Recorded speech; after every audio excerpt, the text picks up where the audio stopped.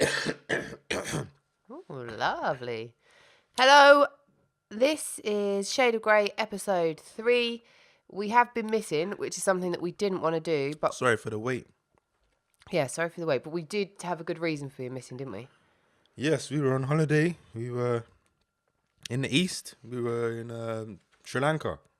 Just in the east. We were just, somewhere else in the east of England. No, we went to Sri Lanka, and we were gone for like 16, 17 days, something like that. Yeah. We were there for Nathan's birthday. We had a really great time. Well, I did. I don't know about you. It was mediocre. Okay, thanks, babe.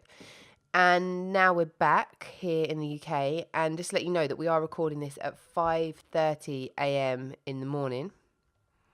Yeah, as you do. Yeah. One of the side effects, isn't it, of spending time in a country where they're 5.5 hours ahead. Well, that's life, and that's what it is. Our body clocks. To be honest, I haven't had a decent sleep since I've got back. I didn't really have decent sleep when I was out there. It was too hot either. But yeah. Anyway, we're here now. And also, we both got colds, I think, as well. And it's just like a bit of a nightmare. But never mind. Life could be a whole lot worse. And we had an amazing holiday. And we are now... Mediocre. We are now back here in England to do Shade of Grey, amongst other things. Yes. So, what do you want to start with, Nath? What do you want to talk about?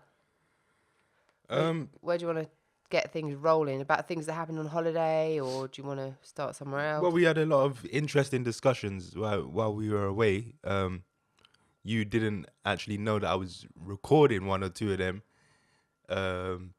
at the time, but I just played you a little segment before we started recording here, a bit off air. Yeah, I think. Well, but then before we started it as well, you mentioned the Cheddar Man, which came out in the news yesterday. Mm-hmm.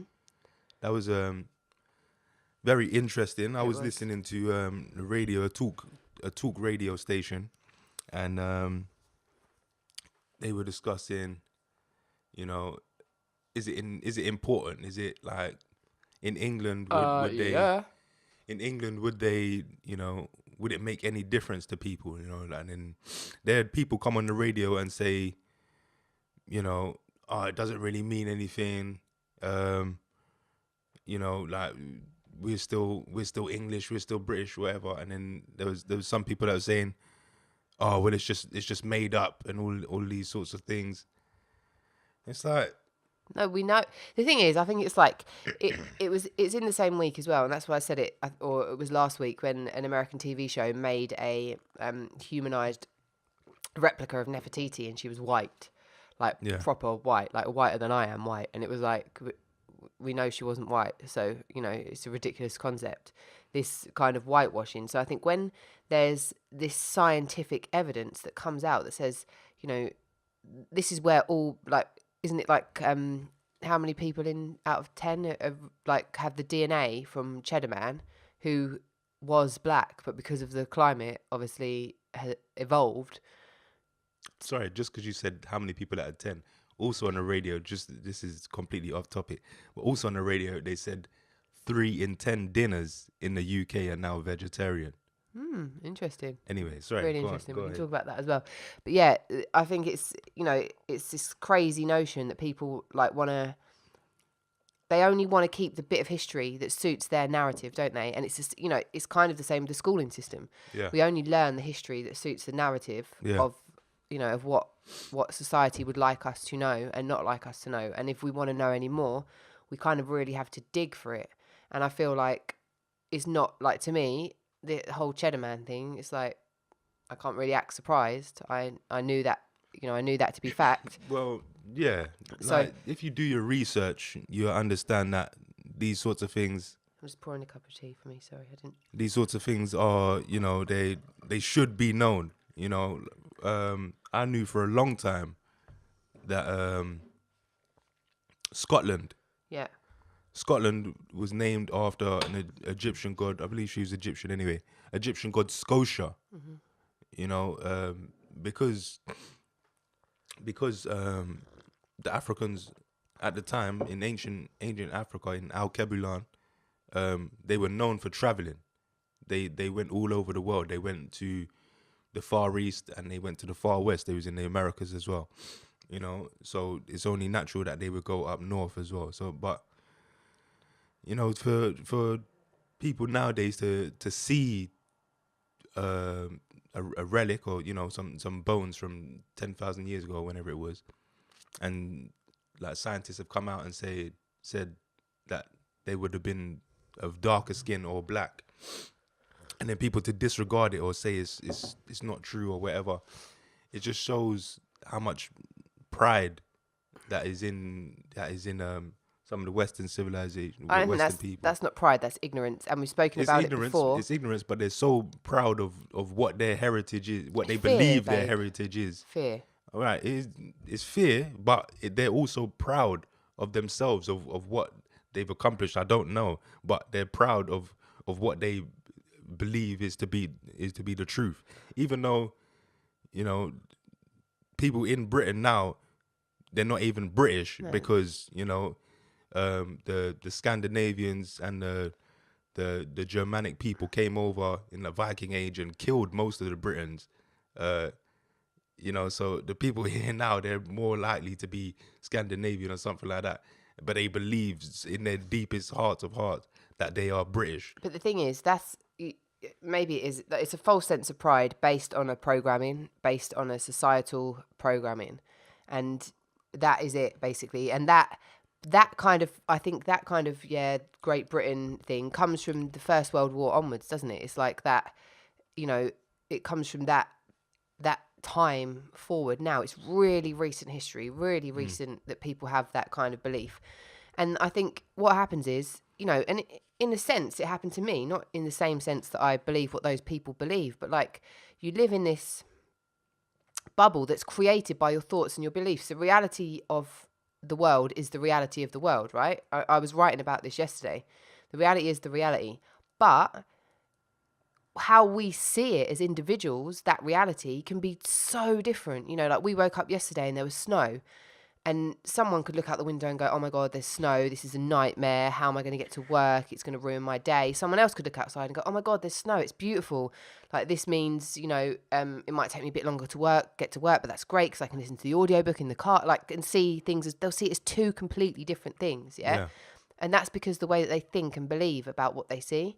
And that is programming. So basically, we're born like these kind of, you know, blank sheets who just accept what is. And then we form thoughts and beliefs around what is. And then it becomes a thing and it becomes something. And that's the same with this whole like sense of pride and, you know, Great Britain and all of that kind of stuff. It's something that's been fed to people over generations, which has now become, you know, part of their programming. And when you admit that basically the whole flaws of that programming are flawed and they need to be taken away, who are you anymore and what happens? And that's kind of why people, I think, defend it. The same thing happens with veganism. We're both vegan. Like people find it really hard to accept anything other than their beliefs around that. Same with like, come on, like racist people who are so, you know, overtly and blatantly racist, and they say things that are, you know, that they sound insane to the normal ear, but these people actually believe it. And if they were to admit that they were wrong, their whole world kind of crumbles. Sexism, it's the same shit. It's all programmed. Yeah. Well, anyway. Yeah, it is all programmed. It is, you know, very much in people's heads. But I think after generations of programming and systemic divisions, people start to actually believe like it's fact, and when they say things, it's a matter of fact, like you know, like maybe like obviously maybe people aren't so blatantly racist, but when they say things subconsciously, but the meaning of it is, oh, I'm white, so I deserve this, or you're black, so you don't deserve this, or something like that. They really believe it, Yeah, but that's they because really it's believe it to programmed. be true. It's so programmed and ingrained into the system in which they've grown up. They're not born like that. I know that, but when you told me about an Instagram post or something like that the other day about some woman saying like there were blacks in Roman and Greek times, Yeah, and then it was only in the 1600s that that the word white, like people would come out and say that. later than that. I think it was later than that. I think it was, well, I know that in the 1600s people thought of themselves as lighter skin. Right here. It started in those sort of times. It wasn't until the 1800s Yeah, that the when- word Caucasian came about, or it might have been the other way around. I think that's correct though. But you know, when you had 400 or 200 years of believing, you know, that I'm right or you're wrong, or a color or something matters. Obviously, it is programming. But when you in your own family, if you've been white for those 400 years, you know, it's difficult to even comprehend anything other than, you know, then I deserve this, or you don't deserve that. I hear what you're saying, but I think it's basically exactly the same as what I'm saying, is that it is a form of programming, and that programming, if you're born into that, is going to be something that, because it's happened and it's a way of life from such a young age, that you're going to believe it's going to be far harder for you to let go of or to think any differently, because you have grown up to believe that as fact. It is programming, but what I'm saying is, when in the 1600s, or it became culture to believe that color mattered. Yeah. Yeah, it becomes culture, and after a few years, after a few generations, when it becomes tradition. Mm-hmm. So when it becomes traditional to have this systemic form of racism, you know, it is difficult to come out of the system, for somebody in the system who has the superiority within the system. It's not just hard for them to admit it. It's hard for them to act accordingly, to act like things should be changed, to try and, you know, persuade other people in a superior position to give up their freedoms and their privileges, you know, to dissuade them from taking it out on somebody else. Even, and well, that's might be the hardest part, because because it's traditional, they might not see it as they're taking food out of somebody else's mouth, you know. And that's what we was talking about, I think, last episode or something, like the working class people. Just because, you know, it comes down to a lot about money. This racism issue. You know, if you have no economic power, then you are liable to be affected by it. But even in the working class, they don't understand that how it might be harder for someone of color, not just black, but anybody of color, to take steps to make their way forward. You know, and if they're of color, you know, because just because of the tradition. It's tradition, like when you talk about Great Britain or make America great again. When has it ever been great? It hasn't ever been great. We've talked about that a lot of times in the last 2 episodes. I think it's been brought up on both occasions. It's never been great at all. But again, that's a form of societal programming. Traditions is societal programming. It's a form of saying this is how things are going to be, and once they're believed, they become real. Like that's what it is. It's that simple, and it's also that difficult, because people, like you say, they don't want to give that up. They don't want to give it up. And it means, like I was saying at the start of this, if you do give it up and if you do admit to it, your whole world collapses, and then you don't know who you are or where you are. It's these thoughts and beliefs that give you the grounding of who you are as a person. And so, you know, a lot of people are scared of that. But this is what history is telling us, is that this person from 10,000 years ago this Britain, Yes, we this kind of Great Britain, went off topic. yeah, this Great Britain was indeed like brown skinned, black, whatever you want to say he was. We don't know exactly, but from the DNA, that's fact. Yeah. So people have to deal with it, and people have to accept it. What difference does it make? I say it like that, but then I can see, because other people, it would shatter their whole entire, illusion of the world and this kind of superiority complex, and it changes the way that they've thought of things. Especially, I mean, imagine a lot of people out there have had, just the basic history that we had at school. I mean, it's going to be hard for them to accept, or they're going to be like, well, it's just like when they discover remains of Neanderthals. What's the difference? It's that kind of like, oh, just brush it aside. It's not important. It's really fucking important, because it takes the arguments that white people have used for years, or Europeans have used for years, and crushes them. If you known history that isn't found in School the curriculum. normal academic curriculum, then it's not that big of a surprise to you. If you only know what you've been taught in school, then it should be. That's most people, isn't it? Yeah, exactly. It should be.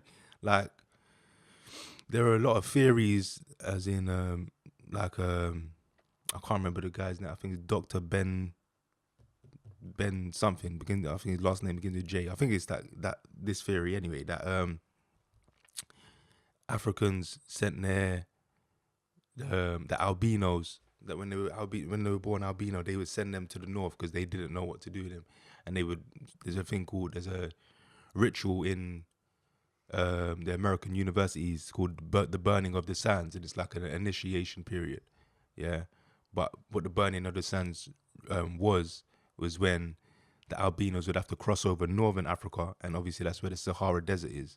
So the burning of the sands, literally, they would have to cross over and then go into Europe, and into northern Europe, where it was colder and they could survive because the sun would burn their skin.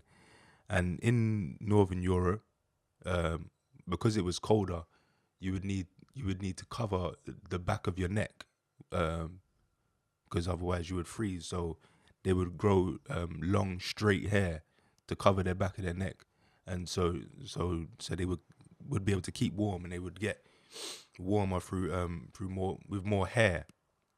And then there were lots of mountains called I believe it's like northern, like Poland, or just like, yeah, it's up that sort of region.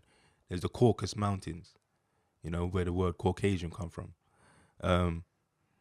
And then they would have to, but for warmth also, they would have to go into a cave, so you would find these caves, and they would have to live in there. And this cheddar man was found in a cave or some sort. Yeah, but doesn't this kind of shatter that because he was not albino? Well, he wasn't albino, but I'm saying the Africans would have to travel there as well. Like, I'm sure they didn't just send the albinos. I'm sure, as I said before, Africans traveled the whole all over the planet. And for people's hair to go from being afro to straight, wouldn't that take thousands and thousands of years of evolution? I don't. Well, it may do. I'm not sure about thousands of years. Maybe 2, 3, or 4 generations. It was only a few hundred years. I don't know, but I'd never heard of evolution happening that quickly. Well, who was Darwin? Like, you think Darwin's theory of evolution? So this is just a theory, right? Gospel. This is just a theory. This is a theory because obviously he didn't live back in those times. And then the theory is that because those albinos had been put in caves, that's what made them so angry with black people, and that's when racism started. Is that the idea? Basically? No, I'm sure racism started thousands of years after that. I'm not saying that at all. Isn't that what he said though? What's that? That's why, because they'd been outcast. He never said that's why racism started. He never said that. He just said that's why. White people are found in the north, and no, you told me he said that white people, that's why they've got like such a need for power and to overpower. No, well, that came a long time afterwards. That came from what racism started from. They felt like when the Europeans traveled over the planet, when they went to Africa, when they went to the Americas and the East and wherever they went, they found that everybody was of color. Everybody, wherever they traveled, they were of color. When they had sex with Yeah, they had brown babies. But you told me that the theory of that guy was that because albinos had been ostracized and outcast, that's why they'd felt like that. no, I don't think that's what I said, because Mm, racism pretty didn't sure. start when at caveman times. I'm pretty sure it didn't start then. Pretty sure that's what you told me. I'm pretty sure I didn't. But anyway, Pretty sure you did. yeah, racism. Yeah, it started from when they traveled around and they found that when they had babies with the other natives of other continents, that they would come out darker. So they realized that their genosis, their DNA, But doesn't this their kind of genes, flaw the whole their idea of genes were Europeans? inferior. Because doesn't it mean that what this cheddar man is, that everyone is from Well, black Africans anyway? Well, yeah, that's yeah. Everyone is from black Africa. But what I'm saying with that is that Africans travelled all over the world. So I'm sure there were black people that went up to north as well. That's why I said at the start. When did Europeans forget that? Where is it not? They didn't. I'm sure the people in power, they never forgot that. They systemically put forward an idea and a notion that everybody else should forget it. All of the general public should forget it and think of themselves as superior. That's how they were able to stay in power. They used things like religion and politics. Well, back in the day, religion was politics. If you weren't, But there's like this huge part of history to me that seems to just be missing. Like, how did that happen? Which part of it? I'll explain it to you. Because if, like, we know that we come from Africans, yeah, from black Africans, everyone does, right? Yeah. Well, They someone call wasn't it Pangea. someone wasn't just born white and then they started their own, collective. No, I just told you when they were born albino. Yeah, but we know that the cheddar man was black, so there would have still been black people around. So it wasn't like Yeah. albinos were just on their own without seeing Well, and anyone of different. So as are you you said saying with this post, so all white people come from albinos? I said that's the theory. That's the theory. That's the Then theory. if that's I not, don't know all the theories, but that theory makes the most sense to but me. if that turns out that theory's not true, then what happened? And how? Well, I don't know. I was I don't know, Claire. I wasn't there. And how did this, thinking that, because why would you think just because I've got a different, you come from black people, so why do you care if there's a black person, there's a white person? What makes you suddenly go? Because it's important to stay in power. It's important to Yeah, but wouldn't they have all been mixed together narrative. anyway, the whole entire time? So who decided? Well, no, they would have been. There would have been So what happened that made? Because let's think about it. Okay, the Greeks and the Romans happened. Not so much the Greeks. I'm pretty sure, but the Romans took the initiative to separate it and. but that's still really quite recent history. The Romans. Well, Like- it's only maybe 2,500 years Yeah. ago, 3,000 years ago that these things were happening. Like when, in the times of like.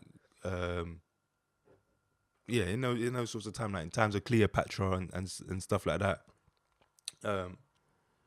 there were the Romans were a mixed culture. There was a mixed civilization, and the Greeks and the Romans, their teachers, like I don't know, like Plato and Socrates and all these people, they went into Africa. They went into Egypt, a place called Heliopolis, to learn. That's where the great schools were. That's where everybody got their knowledge from, and then they took it back up to Europe. Like there was a mixture between the cultures. Everybody mixed, but at the same time there was still wars going on, like still religious wars and stuff that the Romans would come down and fight. Like they knew that the Egyptians had great armies and the Romans had great armies. They would fight in Rome.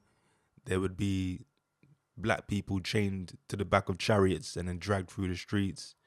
Like, but I'm sure that it was because they were slaves. I'm sure they were slaves of all colors. Even during the slave trade, there were slaves of all colors. But to make a systemic, to create a system where one race or something would be superior to another. Well, there must have been someone who masterminded it. Well, of course there was. There's Let's like people unmastermind like it because it's stupid. there's all people like Carl Linnaeus, all through things like religion, like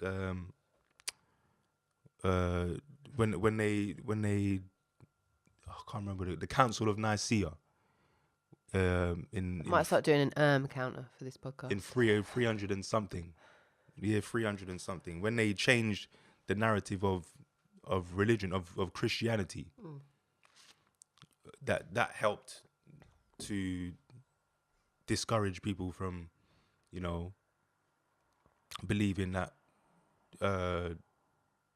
white people or black people were superior or was superior to another or equal. You know what I mean? There's a lot of different things in history. To be honest, I haven't done all the research to pinpoint when exactly it was, but there was a lot of people in history that tried to change the narrative. Okay. Well, maybe we can change it again here. Now, well, that was a nice light start to this week's podcast, our episode 3, our welcome back from holiday. Shall we move on from the Cheddar Man and this history lesson, which I have thoroughly enjoyed, so thank you for that. Yeah, let's move on. Okay. What would you like to talk about? I know you had some stuff. Oh, no. Okay. Yeah. What do you want to talk about? Stuff that we talked about on holiday. Well, you just had some sort of brain freeze. So tell me what you were thinking. It's probably because it's 6 a.m. in the morning. I think I was going to say... Why do you know? Can you pause right there? Can you stop that? That is so annoying. What? 6 a.m. in the morning. That doesn't mean? Okay, it's 6 in the morning. All right, whatever. 6 in the morning. It's either 6 a.m. Shut or up! 6 in the morning. It's not both of them. Okay. It's like that song that just came out with that... my ting from 7 a.m. in the morning. I'm like, what are you talking about? It's 7 a.m. or it's 7 in the morning? Right. Yeah, but 7 a.m. is in the morning. So. Anyway, what I was going to talk about, and you reminded me of this, is that I was saying to you about like money and spending money on yourself, not on material things, but seeing yourself as something to be invested in, and I was saying that the biggest investment you can make is in yourself, and you seem to have remembered that, so that's cool, right? You have said it several times, yeah. And this is probably the first time I've taken it into account. But yes, what does that mean to you? Like, because I don't know, why do you think it's made a difference this time, or like what do you think has clicked? I'm not sure why it's clicked. It's been in the back of my head since you said it to me. I come more to a realization like while I was on holiday, but I think it was because it was my birthday. I think it was because I got a year older. I came to the realization that time waits for no man or woman, goes by so slowly, and time can mean so much. I've not sing. Yeah, I just think it's important. I don't really know why exactly it happened, but I think it's important that you invest in yourself, because you go through stages like in life. I've just turned 25, so Roy. a quarter of a century. That's a stage. And it's important to think about yourself. It's important for growth. Yeah. No matter how you grow, like no matter what you invest in, like saxophone lessons, or learning French, or we're literally just talking about yourself here. Well, yeah, learning yoga or whatever you choose to do. I think it's important that you instead of spending money on clothes or garments or trinkets, that to spend the money on yourself to learn something new, to do something different with your time. I think that's very important, and I think that can be said for a person of any age. When I was young, my mother used to take me to like football lessons, boxing, piano lessons, boxing lessons, saxophone. Well, no, she didn't take me to them. I took them myself to them. because I did them in school. She probably paid for them though. No, she didn't have to pay. They were free actually. Okay. But saxophone lessons, swimming lessons, all sorts of lessons. You know, when Yeah. you're young, you do those sorts of things. Like you done your horse riding stuff. Yeah, I stuck to that though, for like 20 odd years. Just saying. Okay, well that's not vegan, so cancel that. Anyway, yeah, you. Well, hold on. When's the last time you rode a horse? About 20 odd years.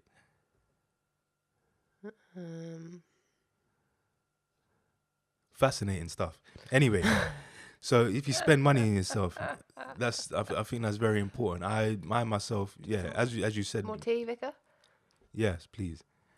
I'm going to, spend money on a French tutor. You have your apps and whatever, but to spend money on a tutor, to actually take the time and make the effort and spend money into it's a commitment, and I think that would be beneficial to me.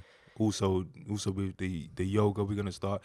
I was gonna say when I was young, when I was 15, I started going to the gym, and I've always paid for the gym.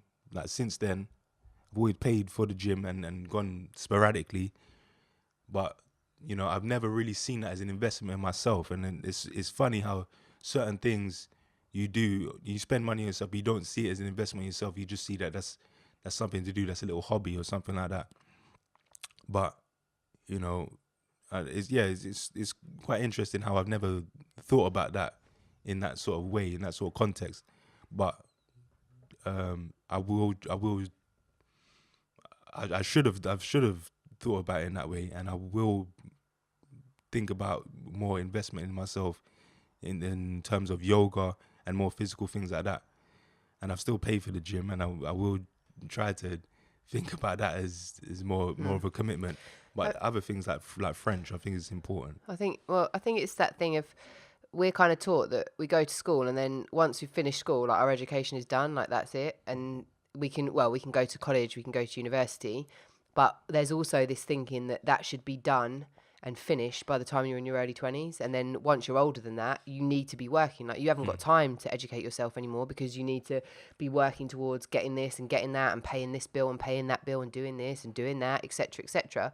Whereas I feel like as humans, that's not really, we come here to learn. Like we come here to learn as much as we can, and we're all beginners really at everything the whole entire time. But the more that we can do, like it's exciting, it's fun to learn something new. It might be that you work out after however long that you're like, it isn't really for me. You've done it with stuff, I've done it with stuff, but having that ability to learn new things and that kind of excitement and that interest is what I think like keeps us going. Or what do? Go out every weekend, party and get smashed. Like I would rather spend money. Don't get me wrong, I've done that in the past, but I'm in a place where I'd rather spend money on me, because I'm my only real attribute. I mean, asset. Everything else is material, can be taken away and gone, as could my life, I suppose. But ultimately, I am me, and all I've got is everything that I am, and that's it, not this material stuff. So like you said, you can spend money on clothes, you can spend money on jewelry, you can spend money on other things, and sometimes it's nice to do that. However, when it comes to your life, you don't know where you're going to end up or what you're going to be doing. And I think it's wrong that I was actually like speaking to someone that I work with and saying about you, and just saying, like it's difficult when you don't know what you want to do with your life. Like you go through school and you're supposed to know what you want to do when you're like 16 or when you're 18 or whatever. Stop talking about me. But why? People. But why can't it just change? And it's made so difficult that, say you spend part of your life doing one career, and then you're like, oh no, I want to do something different. Everyone's like, you're crazy. No, you're supposed to just pick one thing and stick at it. I don't think everybody can make that sound. You're supposed to stick at it for the whole rest of your life, and that's just unrealistic. Like, it's not fun. Where's the fun in that? Well, and I'm sorry, people can say life's not supposed to be fun. It's fucking not. Sometimes it's hard and it's difficult. But if I'm going to spend the majority of my adult life doing something, I would like to enjoy it. Thank you, please. Please and thank you. So that's how I feel. And I think that I'm glad that you've got like that pennies dropped, and that you are now realizing like the importance of investing in It yourself? is a penny drop. It was a penny drop moment for me. And I think, yeah, as you said, and when you're 20, like your education doesn't have to stop. I think people of any age, if however old you are, 40, 50, 60, whatever, you can always decide to pick up something new. There's another thing that I didn't think about as an investment of yourself is like university. And people that are 30, 40, they still go to university and they still invest in themselves and try to learn something different, whether it be to progress your career or Just because. just Some to people learn love something, learning. Exactly.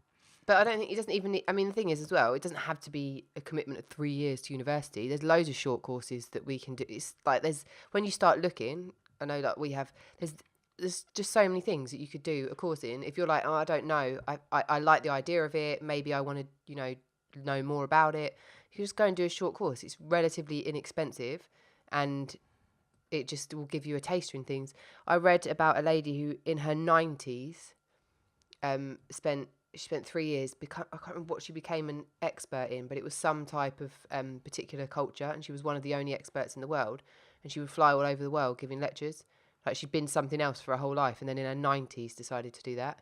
I mean, that's an extraordinary case, but I just think it's like, why can't we all be doing that? Because we don't believe that's what we're supposed to do. So I think it's, you should never give up and never. I mean, I probably should say this to myself. Note to self, like, just go and do things and don't let things hold you back.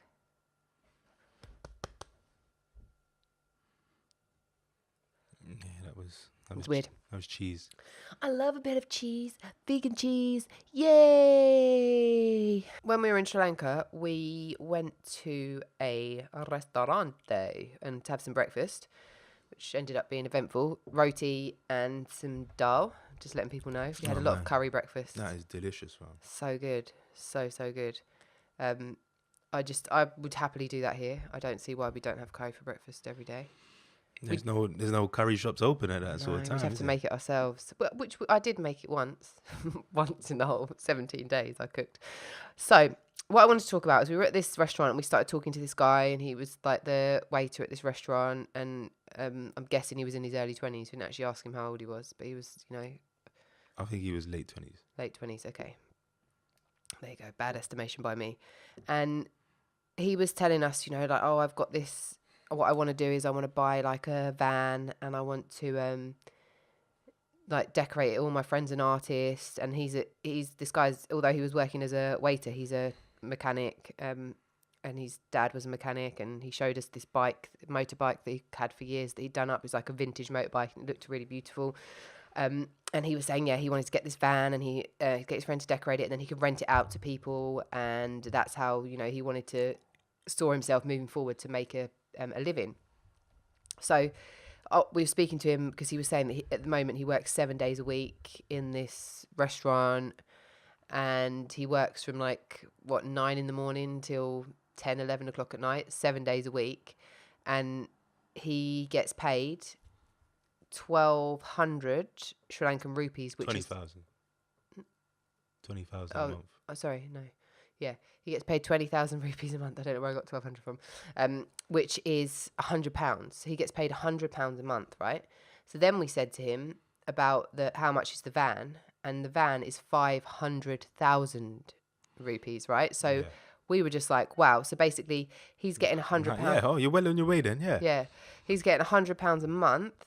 And then this van is like 2,500, and that's to buy an old one that we'd still need him to spend money on and do work on. So there was that. And then he told us that, because we were discussing how in England you get paid holiday, well, you even get a right to have holiday.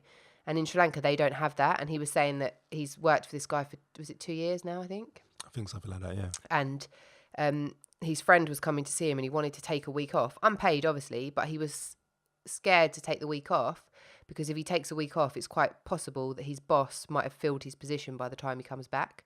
And he said that there was talk in the government of changing the law so that people were entitled to holiday, But then obviously all the business owners, aka the people with money, kicked up, and that never happened. So he literally he's been doing this for a long time, because he said it took him 3 years of doing the same thing to save enough money to go to Bali. 3 years of saving to get a flight there. And he was saying like he'd never be able to come to the UK because when you get here it's so expensive. But what I will say about him is that he seemed like, if that was me and I was against those odds, like I feel like a bit of a, like just spoilt, because I don't think I'd even dare to dream, like to allow myself to dream. Maybe that's how he like gets through and, copes with things. But I'd just be like, well, that's it. I'm doomed. Yeah, it was a bit of a sad situation. You were flirting with the idea of starting a GoFundMe for him. Yeah. It was pretty sad because he was such a nice guy. You didn't like him towards the end because he said he went off to go get some weed. No, I did not like him because he went to get weed. I did not like him. You just thought he could spend his money on something more productive. Yeah, but then no, I understand. It's up to him what he spends his money on. But then I was just like, I don't know. It didn't. No, I don't know. It just made me feel like, I suppose if I was in that situation, I'd probably do the same thing. Because ultimately, where is the end goal? It's kind of like me saying, I don't know how much is that. So if my wages were £1,200 a year, that's where I got 1,200 from. So £1,200 a year, and then I wanted to buy something that was 2 times that amount. So 2 times. So it'd be like me saying I need, like, what's the average wage here? I don't know, 20 grand, something like that. It's a bit less than that, I think, isn't it? Yeah. But like me saying I need £40,000 to start this business, and knowing what living expenses and stuff are, it's kind of like, man. But at the same time, I think he needed some sort of some sort of vice. Yeah. To deal with the stress of, because as you said, he was working like 12, 13, 14 hours a day. And then he said he does that through the tourist season. And then in the off season, there's a different part of the country that is not so, that wouldn't be so, because in the off season it's raining there, and, he goes and works in another restaurant. So he goes to work in another restaurant where the area that we was at the time, which was the southwest, it's not so rainy and stuff and dismal during that time. So he goes to work in a restaurant in another part of the country. So to get over that, he would to get over the stress, he would go get some weed or whatever the case is.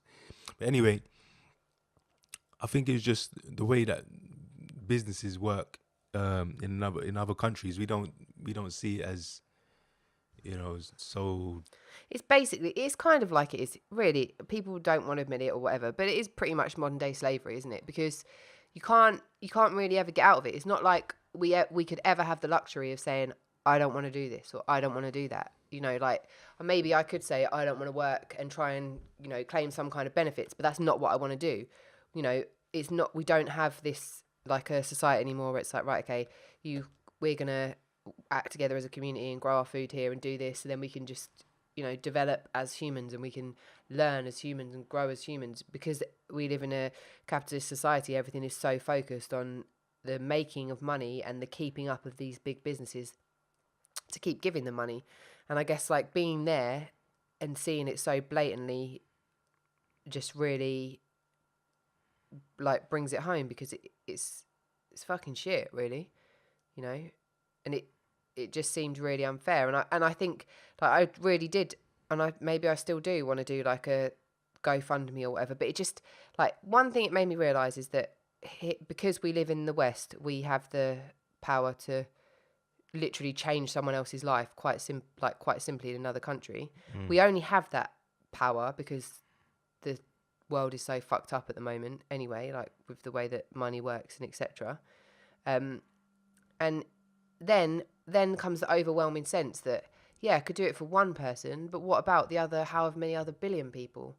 It's just like, it's not, you know, it just And that's what I said to you at the time. So you want to do a GoFundMe for him, we can do a GoFundMe for basically everybody that we've met during the trip. And yeah, it gets to the point where you can't help everyone as, you know, just like that. Yeah. By giving them, you know, money. But one thing that I did really rate is we went to like this the tea place, didn't we? Like the organic tea. Like it's really like this little farm, and it's really nice, wasn't it? It was like a cool. We did like the tour of the tea place, like how they make the tea, and then we did a tea tasting. That reminds me, I need to eat that jam, because that jam was banging. Yes, and that was dank. So we did that, and then I was kind of like thinking, and it was really cool. Like the little place was really nice, and part of me was like, I really hope this is like owned and run by Sri Lankan people, because, you know, I don't know, I felt like it's kind of like, you know, people from another country coming in, taking advantage of a situation because they have a different perspective. But actually, when we met the guy who is the director there, he isn't Sri Lankan. He was born in Sri Lanka, grew up in India, I think, but his parents are English, I believe. Yeah, they're from Brixton.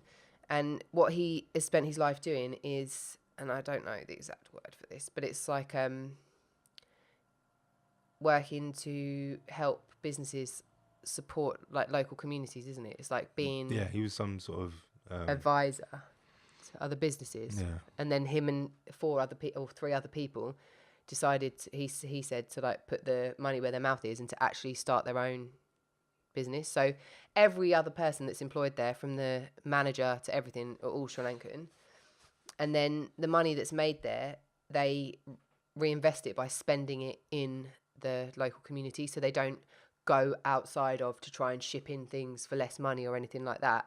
They take the money and reinvest it into the community, which I think is great, because it seems like, from talking to that guy at the moment, like, you know, even I'm not saying all Sri Lankan people, but the Sri Lankan people aren't doing that. So, you know, for someone to have this business model, and that kind of really got me thinking as well about, you know, there's ways that you could do that around the world and allow people to start to thrive because they have a better understanding of how to make that happen.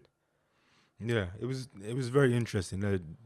That tea factory was fascinating, the way they done things. Even down to like the production of it. Like they would have the tea plants, and as you would expect, like in a row, on the mountains, getting direct sunlight.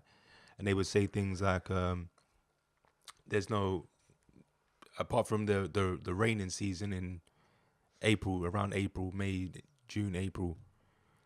No irrigation. There's no irrigation. There's no water for the plants, and then they would have certain trees that could retain the water and then still hydrate all of the plants. And it was fascinating the way everything about it, the production. They use other plants as well, didn't they? It's like pesticides, basically. There was certain plants that hold ammonia and keep the soil. keep the all the other plants healthy. It was really interesting that it can be done, and it can be done. And what I was saying about that is that cuts a lot of costs. Instead of buying a lot of chemicals and stuff, that cuts a lot of costs, and then those costs can be, as you said, reinvested to the local community. But then, you know, wages can be kept like reasonably high for the people that work there, because you don't need to spend money on all sorts of artificial stuff. And the guy that was the director, and obviously we didn't meet any of the other people who run the business, but he seemed really genuinely passionate and there to help everybody. Obviously, he said he was born in Sri Lanka,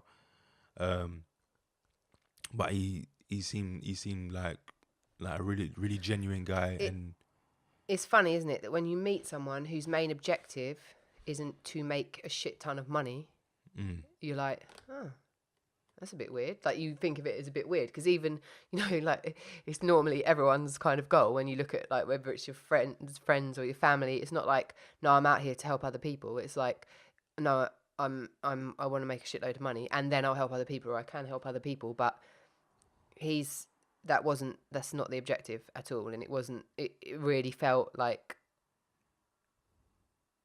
it was just, he really was enjoying it and enjoying what he was doing, but because it was serving other people, and that felt like really just nice to see that. Yeah, it was a great experience that day that we spent there. And shout out to the cabman who waited there for 3 hours while we sat there and had lunch after the tour with some pals that we met on the tour, didn't we? Yes, a very nice couple from West London. Yeah. And that was it, really. That was the tea tour, and we enjoyed that. And it just gave me a different perspective. And it's like, hold on, this is somebody who's changing the rules of what we're taught that life should be and how we should do things. This is someone who's doing things differently, and it kind of like, it really inspired me. Okay, so at your business, you're going to start supporting the local community and raising everyone's wages. Well, I mean, I don't even get paid, so I'd love to, but unfortunately we live in a country where to be fair, small businesses are not supported at all. He said that at the moment he's they're not making any money. He's not making any profit. There's no profit. But it was interesting that the people that he supplies to, the people that he sells to, were of the highest caliber. You know what I mean? Like, he sells to Fortnum and Mason, he said, and there's a few other places. Because they wanted their handmade Sri Lankan. Yeah, but it's not just that; it's organic. I think it's the only organic. Well, yeah, because he said it's the only organic, but it's handmade, and you won't get this quality. It was really good as well. Anywhere else, yeah. And it was really inexpensive. So if you're going to Sri Lanka, I suggest you go there to have a go.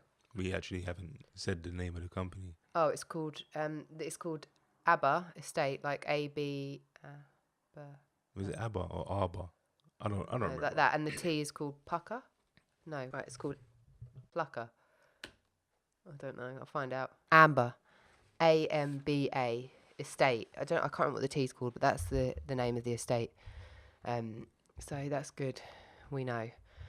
Also, on our holiday, I know you got annoyed with me sometimes, but I took various videos of you sleeping, right?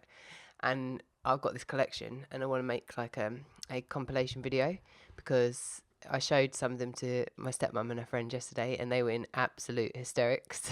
They were like really, really laughing, and they just said that they thought it was brilliant, and that I should definitely make the compilation video.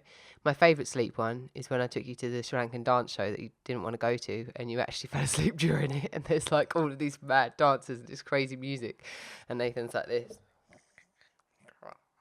And there's the one where you've like nearly fallen asleep on the Sri Lankan man. Got one of you on a boat, sleeping on a boat. One of you sleeping on a tuk-tuk.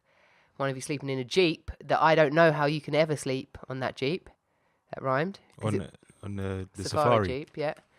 That safari was amazing. This driver was going like 50, 60 miles an hour through the most rough terrain, but he was just going for it. Like, did not care at all. We did get to see a leopard. I'm not sure, how the animals felt about it. But to be fair, it's 7,000 acres. Like, the animals never have to be seen if they don't want to be seen, do they? Like, there's only little, certain routes you can take. You can't go off road or anything. You have to stick to the tracks. But my God, like, it was only me and Nathan on this Jeep, and literally, like, it was. First I was like, this is a bit crazy, and then I thought this is actually really good fun. And the seats were quite comfortable as well, weren't they? So it was just like da da da da da da da da da da da. But yeah, that happened. You slept for some of it. I got it on video. So yeah, I want to put that out there for the world to see. Just right. To be fair, everything that you wanted to do in a holiday, it started at like 4 a.m. Like, it was. Well, no. What about when we climbed Adam's Peak? We had to start at 1 a.m. Oh yeah. No, did we? Yeah. We got up at 1 o'clock. Yeah, and left. Yeah, we only left. We left about 1:30. Yeah. We were supposed to leave at 2. Well, because 2 or 3. I read loads of reviews and it said it was going to take 3 hours to walk up there, but it only took us 2 hours. And when we got to the top, it was so cold. It's like 4,000 steps or something, like actual stairs. And it was so, so cold at the top. And we had to wait for sunrise, which was like 6:15 or something. Yeah. And we had 2 had to hours. wait like 2 hours. We met with some Australians, and they were good. Yeah. They were good fun. They were very good to talk to, and that killed a lot of time talking to them. Yeah, had a bit of fun, banter with them, and I had a good chat with them. Yeah. They were up there before us, weren't they? But they were properly kitted out. Like they had blankets, like proper coats and stuff. And we Yeah. didn't. I mean, for bloody 15 minutes, you were stood there in just your t-shirt to try and dry your back sweat, and it was Well, yeah. really cold up there, really cold. Yeah. Like you get up there at first, and you're like, "Yeah, we've made it," and you're hot because of the fact you've just finished climbing all of these stairs, and then really quickly you're like, "Oh my god, it's so cold." It's the wind.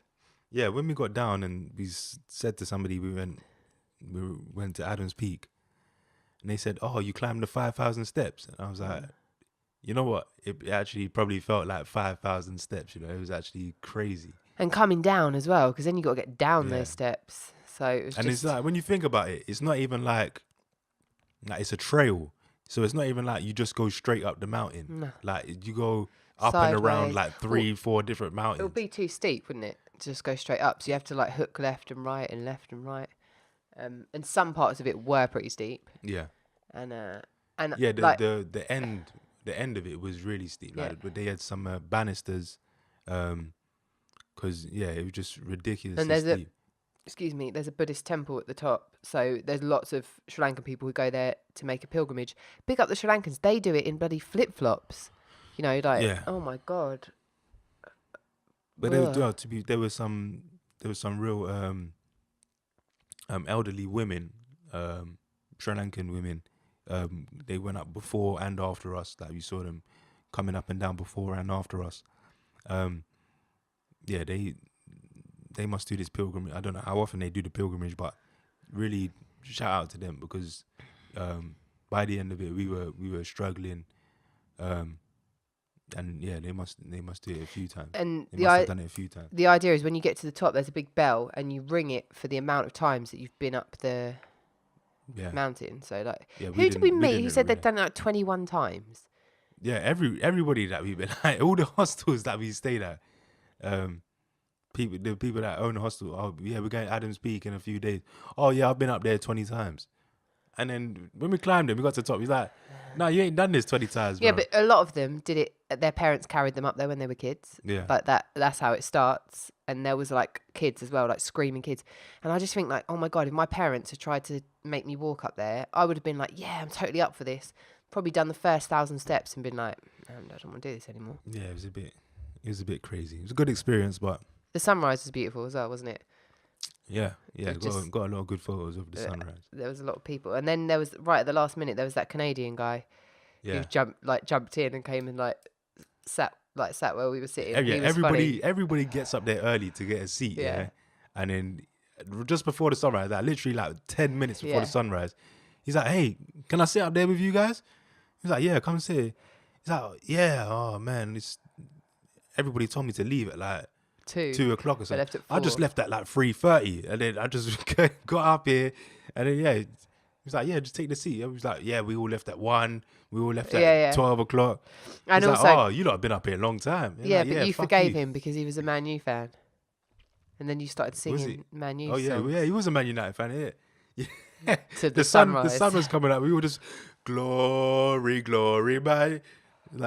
Probably annoying everyone else. All the actual Buddhist people that were there for everyone reasons. was. It did say be silenced, didn't it? But everyone was talking the whole entire time, and that's including the Sri Lankan people that were there. Because when we first got there wasn't a lot of people there, but the majority of the people, like the Sri Lankans, sleep up there. So they go for sunset, and then they sleep up there until sunrise. That woman, there was a woman right next to us. I don't know how they do it. She was like, she had about 5 blankets on her, but she was literally covered her head and everything, just sitting, just sleeping there. Yeah, reserving her spot ready for the sunrise. But no one was observing silence. So then I was like, okay, well, if no one's observing silence, and we're not observing silence, so there was also a room. I don't think you went into it, but there was a room behind us, behind the the stage, as it were. There was a good maybe even 100 people just sleeping in there, ready for the sunrise. So I mean, obviously for them it takes on a whole new meaning, but it was bloody cold up there. So I think that they're like, geez, for for doing that. We had some disgusting tea. That was terrible tea. I don't know what this tea is, but it was When not was nice. that? That horrible ginger tea stuff they gave us. Oh, that was trash. It's That horrible. Was, and then we went when we climbed back down the mountain. We went to a little cafe. Yeah. There was a big poster of this tea on the wall, and it had all the ingredients. There was some like Madness chilies, in there. black pepper, ginger. But it wasn't the It's all flavour sorts that of- was so bad. It was because it was so sweet. It was so sweet. It didn't taste sweet and that to me. made it. Oh, it was sweet. It I just made tasted it like ginger, and it was just awful.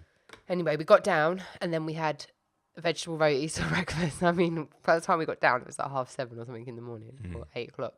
To be fair, like they said it would take 3 hours to get up there. We got 2 probably hours, up wasn't it? and back down, like not including the sitting up there for a few hours, but up and back down in probably about 3.5, nearly 4 hours. Yeah, and we weren't trying to champion it.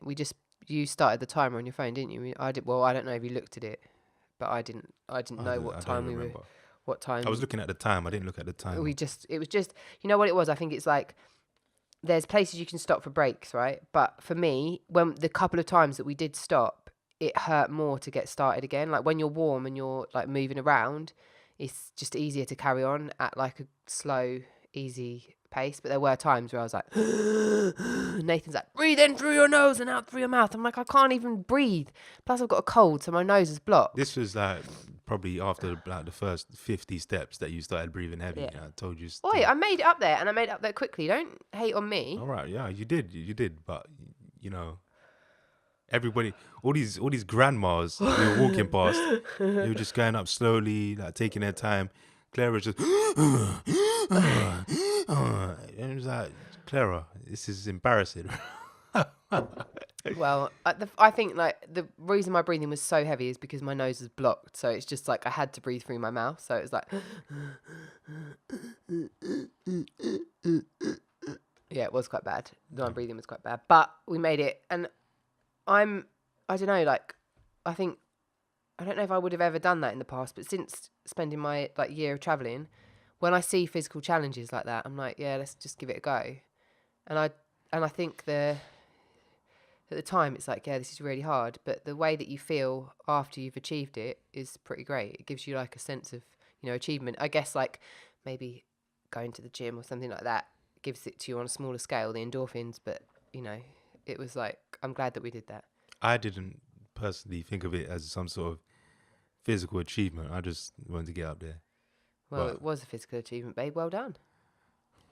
I suppose it was. Oh man, when we got back down, we got to the next day actually. Like my legs were, they didn't feel too bad actually, because we went to Ella after that, and we went to a restaurant. And the guy said to us when we were leaving, he's like, "Oh, like they I think it was the same day. We go to Ella the same day. Yeah. He said to us, "Oh, not tomorrow, but the day after, your legs will be hurting." Yeah. I was thinking, you know, they're not too bad now. You know, maybe tomorrow they might hurt a little bit. But as he said, like the next day and the day after, listen, for about 3 days they were hurting. That's the rule of DOMS, though, isn't it? Delayed onset of muscle soreness is. But we didn't stretch or nothing though. That was the problem. Righto, and never mind, we made it, we survived, and I loved Sri Lanka, and I really, really, really enjoyed it, and I'm very glad that we went there. And we arrived back in the UK, and it was snowing. Yay, snow! Yeah, that was depressing. That was the dream. Speaking of depressing, the time is now. I'll get this right. 6:38 a.m., which means that you need to leave for work in 22 minutes. No, I won't leave that early. Okay. I'm gonna go take a nap. Okay, you're going to have a quick nap before you go to work. So this has been episode 3 of A Shade of Grey. Hopefully you have enjoyed it. Our subscribers have just hit over 100. Don't leave me hanging. Oh, can we do a handshake? Oh, I can't, because we can't do elbows. We made a handshake. We changed it though. Did we? Yes. No, we did not. Yeah, we did. What, does it have elbow? Okay, yeah, okay. So it's... I mean, look, the laptop might be in the way. Look, lift up. Okay. 1, 2, 1. Okay, we got it. So we'll be back next week. We are on our podcast game again, right? So yeah, we got 100 subscribers. That's why we just did that handshake. Whoop. Can I just say, Yeah. in future, Yeah. could you not count out the handshake while we're doing it? Because Yeah, that but sounds. okay, but we haven't practiced it for a while. Okay, so just let me, like, allow me. Okay, yeah. Do you want to do it again? Are you going to count it No, out? I'll try not to. Are we going to do it with some sort of speed and, Yeah, and okay. greater effort? Okay.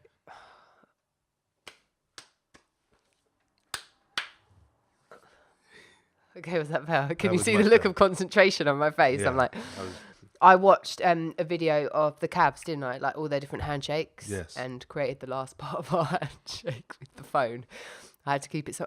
I honestly, I really want to get tested to find out if I have dyspraxia and dyslexia, because I'm not just saying that. I really have problems, massive problems with coordination, with like spelling, all of that kind of stuff. So, I mean, I know it's probably too late for me to do anything about it now, but yeah, I know. Sometimes when you're, just watching TV, and sometimes you get it wrong. Like you're supposed to, like, pick your nose and scratch your butt, but you start scratching your nose and picking your butt. It's weird. Like, we'll get some help with that. Yeah. yeah, I mean, it's good, isn't it? Because especially when I pick my butt and eat it. I mean, that's just the worst. Well, yeah, Only yoking, Eggy. All right, Please make sure you subscribe. no, we'll cancel that now. We just lost about 40 to 60 subscribers with that. We'll be back That nonsense. with another episode of A Shade of Grey. Probably not recorded this time in the morning. Yeah. Peace out. Are you going to say anything? You said peace out. Would you peace back in? What we doing? Just say something. I don't All know. right. Thank you for listening, and Subscribe. Auf Wiedersehen. No, I say Auf Oh, Wiedersehen. what? You're doing Tschüss. French. No, do French. French. Bonsoir. No, it's morning time, isn't it? I forgot it's night. You bloody need No, because I'm lessons. looking outside. It's dark, innit? So I'm thinking it's night time. What is it? Bonjour. No, how do you say goodbye? What? How do you say bye in French? Shit, I can't even remember.